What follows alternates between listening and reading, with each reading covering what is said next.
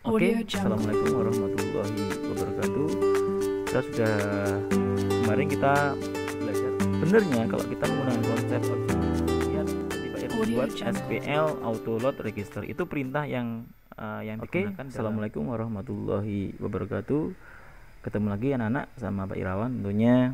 Pada pertemuan kali ini kita beda dengan pertemuan yang minggu-minggu lalu karena pertemuan kali ini SMK Muhammadiyah KSI akan mulai pembelajaran melalui media online tapi via YouTube. Sehingga kalian yang punya kuota YouTube itu bisa digunakan belajar media-media daring video YouTube. Jangan lupa kunjungin channel dari YouTube SMK Muhammadiyah KSI. Oke, kita akan mulai belajar. Hari ini kita akan belajar objek oriented dasar untuk pertemuan hari ini. Oh ya, sebelumnya kita sedikit review yang kemarin. Kemarin kita belajar materi mengenai interface dan abstrak kelas. Hari ini kita akan belajar mengenai auto loading. Apa itu auto loading? Di sini sudah Pak Ir sedikit jelaskan bahwasanya proses pemanggilan kelas atau file tanpa harus menggunakan require, atau bisa juga kita menggunakan include. Tapi untuk loading sendiri nanti kita akan belajar lebih lanjutnya seperti itu. Oke. Konsepnya seperti ini. Konsep auto loading pada OOP. Benernya kalau kita menggunakan konsep object oriented, kita tidak menjadikan kelas-kelas itu dalam satu file. Misalkan seperti ini, kelas turunan dari hewan itu kan biasanya kita kan buatnya kan extend gajah, extend kambing dalam satu file, iya kan? Nah, untuk konsep object oriented sendiri nanti kita akan belajar mengenai auto load, ya kan? Sehingga kita akan semakin tahu bahwasanya karena kemarin Pak Ir memang sedikit memudahkan kalian dalam pembuatan suatu kelas dalam satu file. Tapi konsep object oriented itu sendiri memang satu kelas itu dibedakan menjadi beberapa file yang berbeda. Misalkan hewan diturunkan menjadi kambing ataupun gajah itu akan dipisah menjadi beberapa file yang berbeda.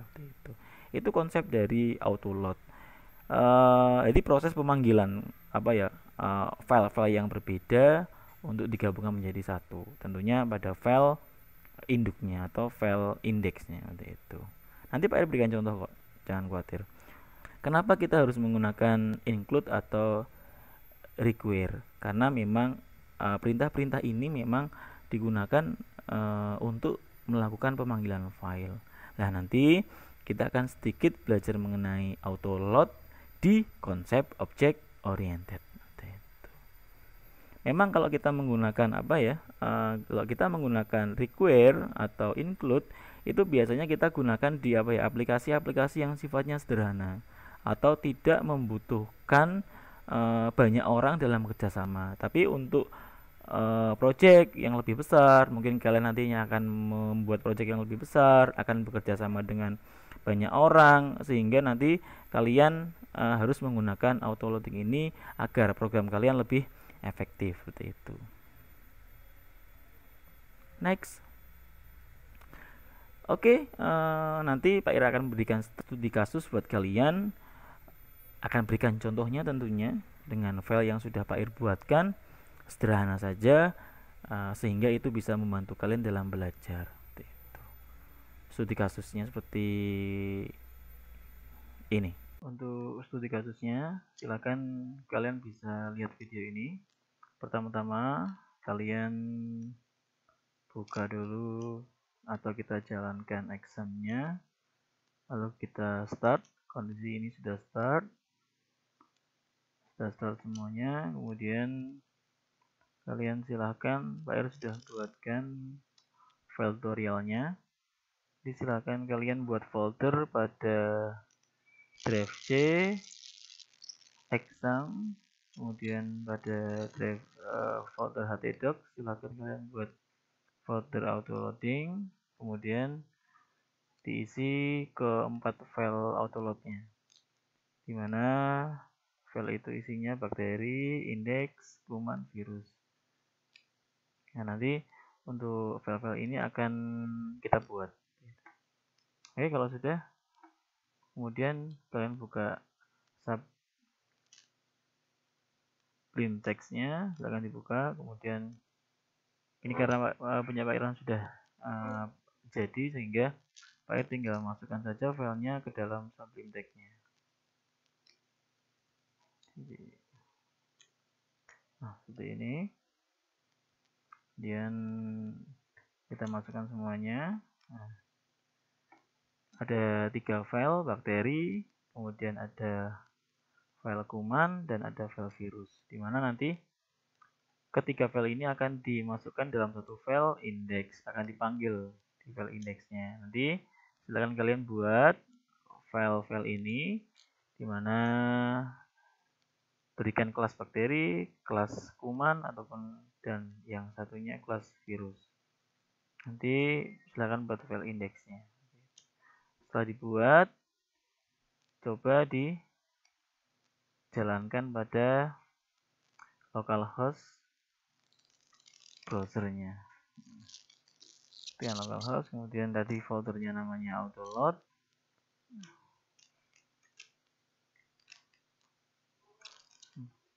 Kalau berhasil, maka semua keterangan yang ada pada filenya akan muncul di browser. Nah, seperti itu. Oke, itu tutorialnya. Nanti silakan bisa dilihat, kemudian dicatat. Untuk yang berikutnya yaitu tugas, nanti Pak Ir sudah buatkan 3 kelas, bakteri, kuman, sama virus. Nanti silakan kalian buat kelas baru dengan 3 kelas yang berbeda. Misalkan karena Pak Ir sudah buat bakteri, kuman, virus, silakan kalian buat kelas jamur, kemudian kelas parasit, dan satu lagi misalkan kalian buat kelas kudis, seperti itu.